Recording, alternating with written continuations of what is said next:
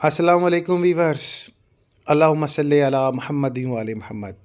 आज तमाम मोमिन मोमिनात के साथ सूरह कदर, जो कि मक्की सूरत है, मक्की सूरत से मुराद रसूल अकरम सल्लल्लाहु अलैहि वसल्लम मक्का में मौजूद थे जब सूरह कदर जनाब आला नाजिल हुई।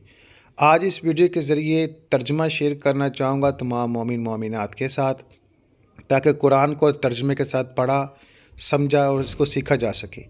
बिस्मिल्लाहिर्रहमानिर्रहीम। अल्लाह के नाम से शुरू जो नहायत मेहरबान और नहायत रहम करने वाला है।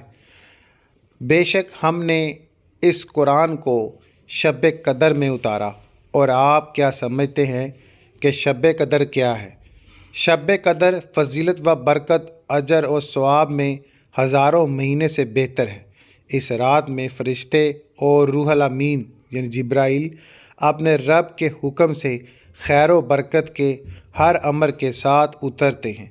ये रात तुलुए फ़जर तक सरासर सलामत रहती है, यानी इसका असर फ़जर की नमाज तक ये सारा मामला चलता रहता है। अल्लाह ताला हमें जो है लैलतुल क़द्र के